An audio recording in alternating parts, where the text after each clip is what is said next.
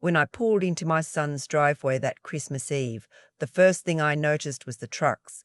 3 of them, parked at angles like they own the place, bumpers practically kissing the garage door, a big Ram 1500 with a Carolina Panthers sticker, a Chevy with one of those truck nuts hanging off the back, a minivan with a cracked taillight held together with red tape. I sat in my car for a moment with the engine running, looking at those trucks, and I felt something tighten in my chest that I couldn't quite name yet. I had driven 4 hours from Asheville to surprise my son for the holidays. He told me not to come, said he and his wife were doing a quiet Christmas this year, just the 2 of them, but mothers know when something's off. The phone calls had gotten shorter. His voice had that flat quality it used to get when he was 16 and hiding something, and when I'd mentioned coming down, there was a half-second pause before he said it was fine. Really, everything was fine. I didn't believe him for a second. I grabbed a pie I'd made, sweet potato, his favorite since he was 7, and walked up to the front door. I could hear voices inside, loud ones, a football game blaring, kids shrieking, the smell of cigarette smoke drifting through the crack under the door, which I found immediately strange because neither my son nor his wife smoked. I knocked, then knocked again. A woman I'd never seen before opened the door. Mid-40s, bleach blonde highlights, a wine glass in her hand at 2 in the afternoon. She looked me up and down without saying anything. "I'm here to see my son," I said. "Is Marcus home?"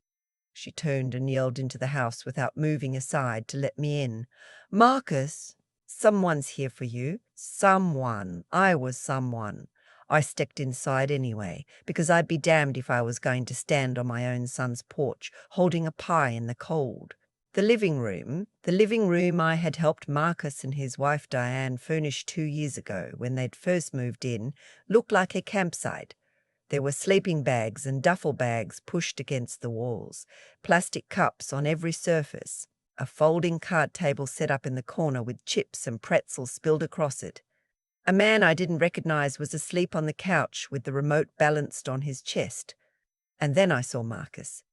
He came out of the kitchen looking like he hadn't slept in a week. He was wearing the same flannel shirt he'd had on the last time we'd FaceTimed, which had been 5 days ago. His eyes went wide when he saw me, and for just a moment, just a fraction of a second, he looked like he might cry. Then he pulled it together and forced a smile. "Mom, hey, I thought you weren't coming." "Change of plans," I said, looking around the room. "Who are all these people?" He opened his mouth, closed it. "Diane's family," he said finally. "They came for the holidays." "How many of them?" He rubbed the back of his neck. 7, plus the kids. 7 adults, plus children, in a 3-bedroom house. "Where are you sleeping?" I asked. The pause before he answered told me everything. "We worked it out," he said quietly. "It's fine, Mom." It was not fine. I insisted on helping in the kitchen, which was how I found Diane. She was at the stove stirring something in a pot big enough to bathe a toddler in, her face flushed and her hair falling out of a ponytail. She startled when she saw me, and the look on her face in that unguarded moment, relief mixed with exhaustion, mixed with something very close to desperation, broke my heart a little. "Oh," she said. "Oh, you came." "I came," I said. She turned back to the stove, and I noticed her hands, red and chapped, the knuckles cracked at the joints. She was wearing what looked like the same clothes she'd had on in the Christmas card photo she'd sent 2 weeks ago, which was not something I would normally notice, except that they looked slept in. I set the pie on the counter and stood beside her. "Talk to me," I said quietly. "Where are you and Marcus sleeping?" She glanced toward the doorway and lowered her voice. "The master bedroom. My mother-in-law, I mean Diane's mother, has it." It took me a second to understand what she was saying. "Your mother is sleeping in your bed." She nodded, still stirring. "She has a bad hip," she said, like she was reciting something she'd been told to say. "She needs the good mattress." "And you and Marcus?" "The pull-out in the office," she said. "It's manageable." I looked at this woman, my daughter-in-law, who I had adored from the moment my son brought her home 4 years ago. Diane was one of those people who made every room feel warmer. She baked banana bread for the neighbors. She volunteered at the animal shelter on weekends. She was funny and direct, and she had a way of calling my son out on his nonsense that I absolutely loved. She looked nothing like herself. "How long have they been here?" I asked. She hesitated. 11 days. 11 days. Days. And they're leaving when? She laughed. It was a short, hollow sound. "After New Year's," she said. "That's what we were told at first. But then my husband's sister said her landlord is raising the rent in January, and she might need to stay through February until she finds something." She paused. "And my mother-in-law mentioned that her condo association is doing some kind of renovation, and she may need somewhere to—" She stopped herself, put down the spoon, pressed her fingers against her eyes for a moment. I'm sorry, I'm not. This is family. I'm not trying to complain.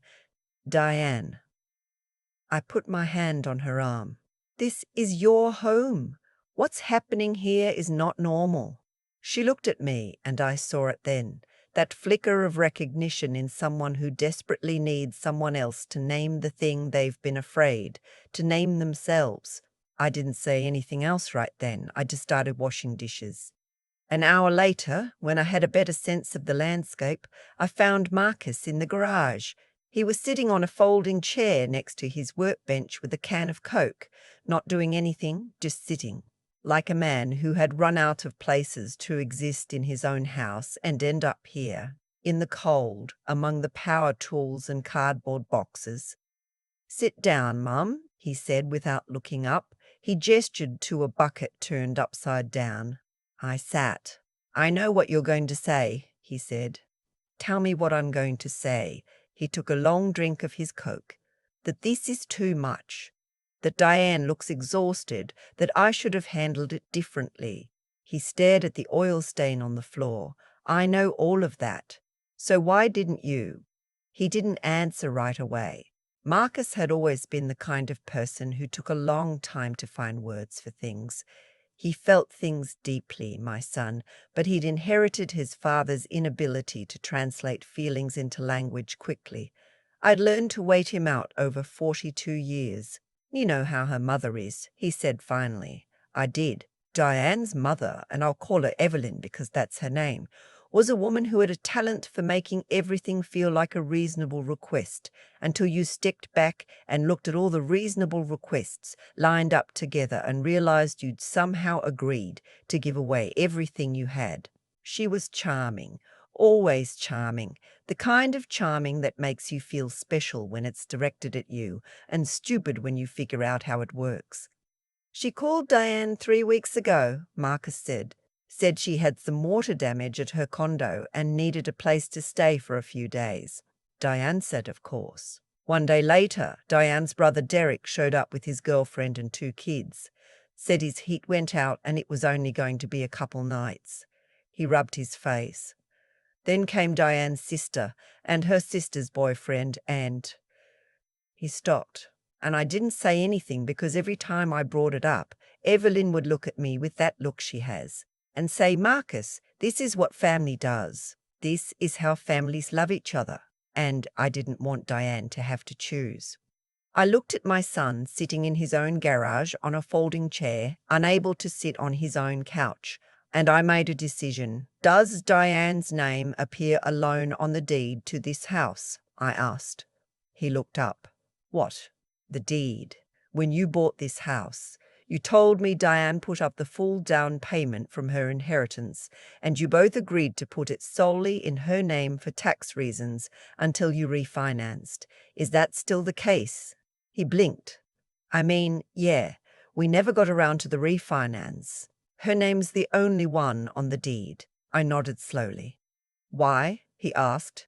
"Because I'm going to go talk to Evelyn," I said. He grabbed my arm. "Mum," not to fight, I said, "to have a conversation."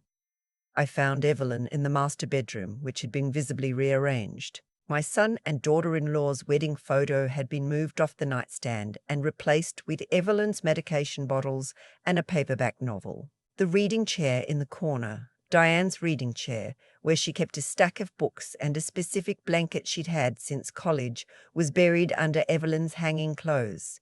Evelyn herself was propped up against the headboard, doing something on her phone.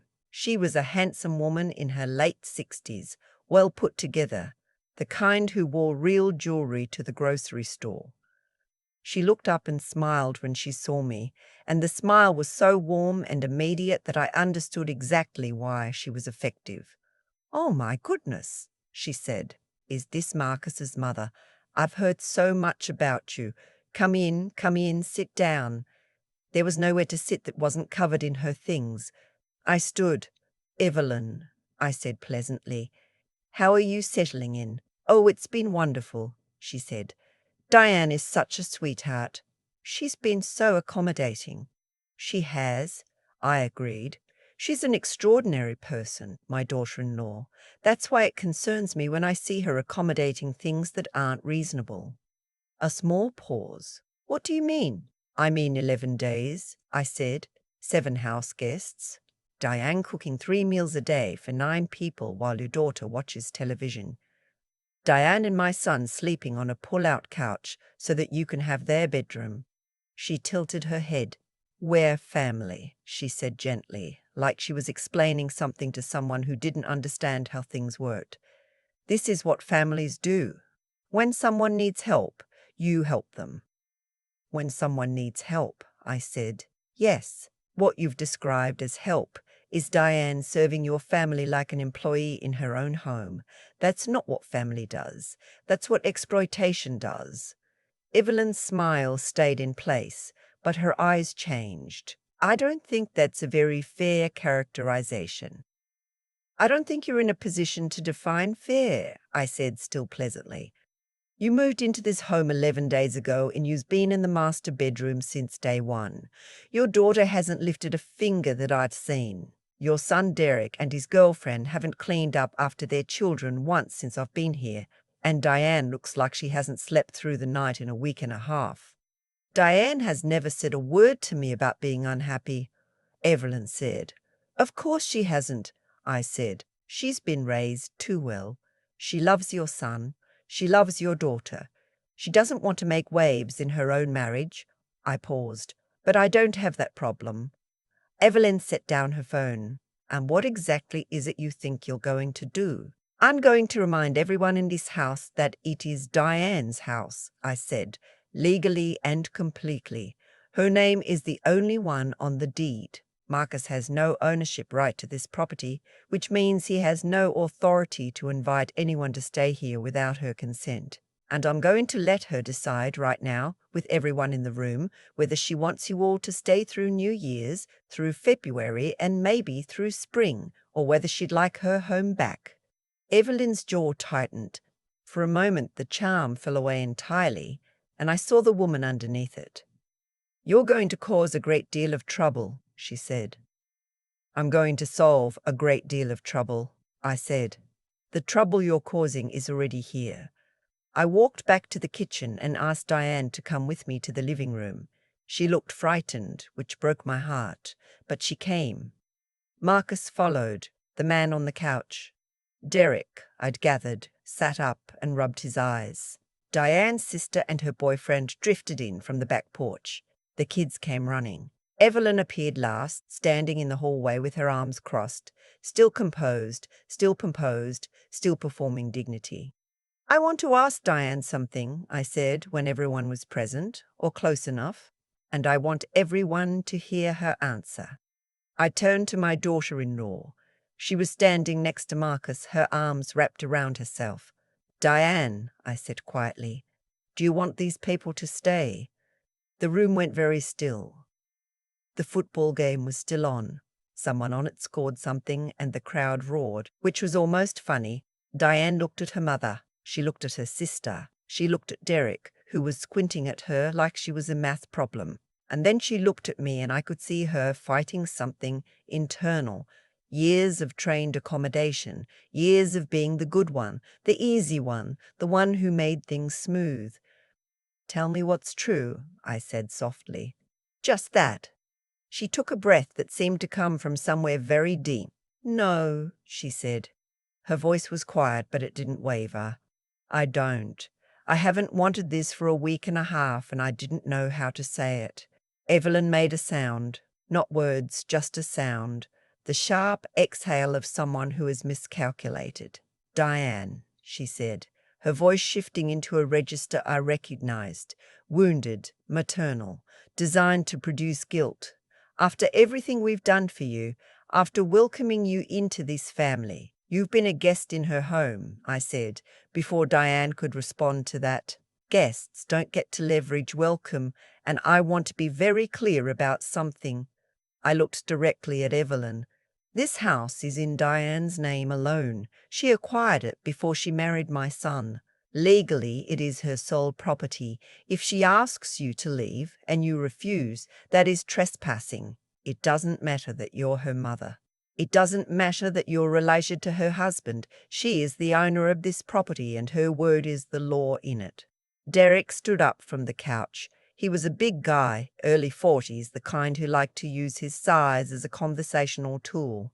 "Look, I don't know who you are, lady, but you can't just come in here and—" "I'm Marcus's mother," I said, "and you will not talk to me like that in my daughter-in-law's home." He looked at Marcus, waiting for backup. Marcus said nothing. He was looking at the floor. "I'm not trying to create a scene," I said. "I'm giving everyone in this room the opportunity to gather their things and leave with some dignity. I'll give you until tomorrow morning. That's more than fair, given that 11 days of hospitality has been abused." "Abused?" Evelyn repeated with contempt. "Yes," I said. "Let's talk about what's been abused. Diane has been cooking and cleaning for 9 people.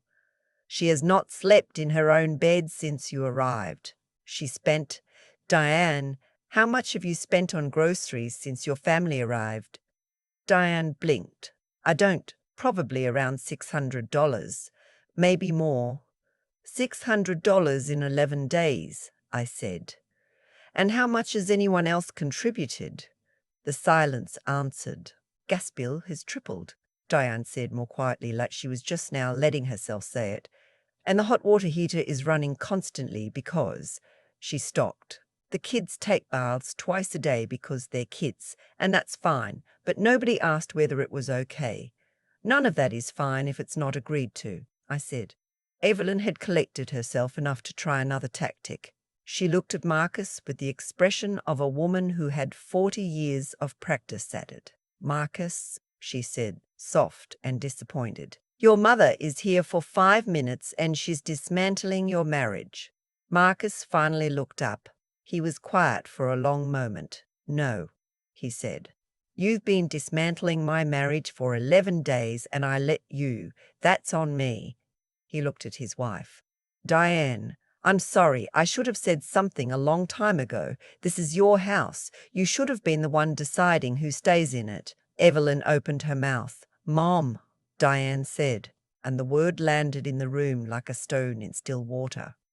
"I need you to leave. I need all of you to leave. I love you. I always will. But I need my home back." What happened next was not graceful.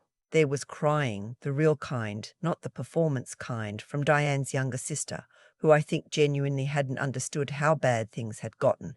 There was anger from Derek, who muttered things under his breath about ungrateful people and wasted time. Evelyn went quiet in a way that was worse than any shouting, the silence of a woman cataloguing grievances to be deployed later. I found a motel about 6 miles away and called ahead to make sure they had rooms available. Then I came back and told everyone the address. I'm not proud of that small power move, but I'm not ashamed of it either. By 4 in the afternoon, they were loading the trucks. I stood on the porch with Marcus and watched. Evelyn was the last one out the door.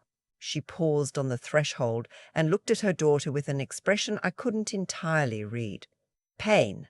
And something older underneath it. Something that might have been love buried under too many years of needing to be in control. I hope you know what you're giving up, she said. I'm not giving anything up, Diane said. She was standing straight. Her arms weren't wrapped around herself anymore. I'm asking for something. There's a difference. The trucks pulled down the street and turned the corner and disappeared. The three of us stood on the porch for a moment in the quiet. I could hear a neighbor's wind chime somewhere and a dog barking 2 houses down and the sound of traffic on the main road. Are you okay? I asked Diane. She let out a long, unsteady breath. I think so.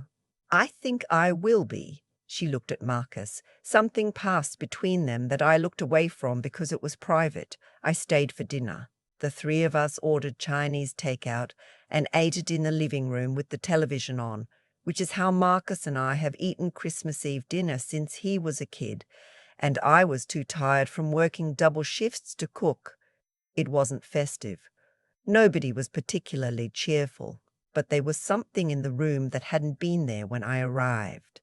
A looseness, an ease, like a knot worked partway free. Diane ate an entire order of pot stickers and fell asleep on the couch at 8 o'clock with her head on a throw pillow. I put a blanket over her. Marcus walked me to my car. You didn't have to do that, he said. I know. I should have done it myself. You should have, I agreed. But you didn't, and I did, and now it's done. What matters is what you do next. He was quiet. Then she's going to call me every day for a month, trying to make me feel guilty. Probably, I said. Let her call. Don't pick up every time. And when you do pick up, say the same thing. Mom, I love you, and I need you to respect my wife's home. Same sentence every time. Don't negotiate. Don't explain. Don't apologize. He nodded, not entirely convinced, but listening. Marcus, I said, you know I love Evelyn. She has moments of genuine warmth that I've seen. But she has spent your wife's entire adult life training her to think that saying no to family makes you a bad person, and that is not love. Love doesn't do that. I know, he said quietly. Diane is the best thing that's ever happened to you, I said, and she's been sleeping on a pull-out couch in her own home because she loves you too much to make a scene. Don't you ever put her in that position again. He looked at his shoes. Then he looked at me. I won't, he said. I promise. I hugged him. He's still a little taller than me, even now. I have to go up on my toes. I drove back to Asheville on Christmas morning. 4 hours on an empty highway, coffee in the cuff holder, a country music station I kept losing to static. I thought about a lot of things. I thought about the year I bought Marcus his first car, a used '98 Civic that cost me 8 months of savings, and how he'd cried, actually cried, because nobody had ever given him something that big before and he didn't know what to do with it. I thought about how he'd grown into a man who was genuinely good, who was trying, who just had a blind spot shaped exactly like his love for the people who raised his wife. I thought about Diane on the couch with the blanket, finally sleeping. About 3 weeks later, I got a call from Evelyn. I almost didn't pick up. Then I thought, let's see what this is. I owe you an apology, she said, before I could say anything.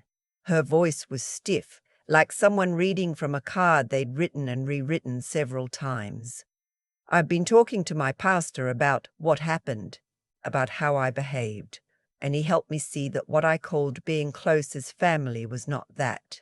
I waited. I put my comfort above my daughter's peace, she said, in her home, and I let my children do the same, because I didn't stop them, and not stopping them is the same as allowing it. A pause. I've also been talking to a counselor, weekly. She says I have some patterns around needing to be needed, that I create situations where my children need me, and then I respond by taking up space. That's a remarkable amount of self-awareness, I said carefully. It's been a hard few weeks, she said. And for the first time in that conversation, the stiffness left her voice and she just sounded tired, old almost. My daughter barely speaks to me. My son Derek thinks I'm being dramatic, and my pastor keeps looking at me like I need to say more, go deeper. A short breath. I called Diane last week and asked if I could come for a short visit. A few hours. Neutral space. I suggested a cafe near their neighborhood. She said yes. Good, I said. She didn't say much, Evelyn continued. We mostly drank coffee, but she hugged me goodbye, a real one. I thought about Diane asleep on her own couch in her own home with her blanket, finally resting. Evelyn, I said, you have a chance here, a real one. But it only works if you understand that your daughter's home is never going to be a place you stay again. You visit, you're invited, you come and you leave, and you help while you're there, and you go home when it's time. That's how you earn back her trust, not with words, with the same thing done over and over until she believes it. I understand that now, she said. I hope so, I said. We didn't become friends. That's not how that story ends. But the hostility cooled into something more like a wary civility, which for the circumstances was probably the best any of us could do. Marcus called me every Sunday for the next 2 months. He and Diane had started seeing a couples therapist, which had been Diane's suggestion and which Marcus had agreed to without any resistance. He told me that the therapist had a term for what he'd spent his adult life doing.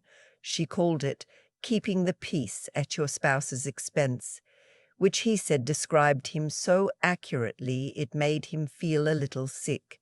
He was working on it.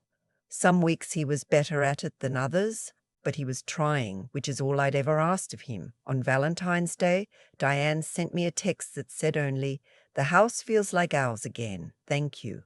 I read it sitting in my kitchen in Asheville in the early morning before the light was fully up, with my coffee and the quiet that I have learned to love in my years of living alone, and I felt something that I don't think I have a perfect word for, not quite pride, not quite relief, something older than both of those things. The feeling a mother gets when she's done exactly what she was supposed to do, exactly when it needed to be done, and the people she loves are going to be okay. I didn't do anything extraordinary. I drove 4 hours. I asked some questions. I said some true things out loud in a room where they needed to be said. Any mother would have done the same. But not every mother does. And so, when my friends asked me why I drove down there, why I didn't just call, why I didn't wait and see, why I got involved in something that wasn't really my business, I tell them the same thing every time. Because she's my son's wife, and she was breaking quietly in her own kitchen, and I was the only one close enough to see it. That's reason enough. That will always be reason enough. I've thought a lot about what actually happened that Christmas, and I keep coming back to the same thing. None of it was an accident. Not Evelyn's behavior, not Marcus's silence, not Diane's exhaustion. Every single piece of that situation was the result of choices, small ones, made over months, that stacked up until they became a weight nobody could lift alone anymore. That's how these things always work. There's never one big, catastrophic moment at the beginning. There's just a series of little surrenders, each one feeling reasonable in isolation, until one day you look up and realize you're sleeping on a pull-out couch in your own home and you've forgotten that you're allowed to say no. Marcus surrendered because he loved his wife and didn't want her to feel torn. I understand that, but what he didn't see, what took him a long time to see, was that his silence wasn't protecting Diane. It was leaving her alone. There is a version of love that looks like peacekeeping but is actually abandonment. And Marcus had been practicing it without knowing what it was. The therapist gave it a name. I just called it what I saw. A good man who had learned the wrong lesson about what it means to keep the people you love from getting hurt. Evelyn, for her part, had spent decades building a life around being needed. That's not evil. I've known women like her my whole life, and most of them started out just wanting to feel close to their children. But wanting closeness and manufacturing dependency are two different things, and somewhere along the way Evelyn had confused them. The result was a woman who could walk into her daughter's home, displace her from her own bedroom, watch her cook for 9 people with cracked hands, and genuinely believe she was being a good mother. That kind of blindness doesn't come from nowhere. It builds, slowly, over years of not being challenged, of being surrounded by people too kind or too tired to tell the truth. And Diane, my daughter-in-law, who is one of the finest people I know, had spent 11 days absorbing all of it because she had been raised to believe that keeping the peace was her job, that being good meant being accommodating, that saying this is too much made you selfish. I have watched that particular belief system hollow out more women than I can count, and it makes me tired in a way I don't have a better word for. What I did that day wasn't complicated. I drove down, I asked questions, I said true things in a room where they needed to be said. The hard part wasn't the confrontation. I've never had much trouble with confrontation when someone I love is hurting. The hard part was watching Marcus realize what his silence had cost, and watching Diane realize she was allowed to want her own life back.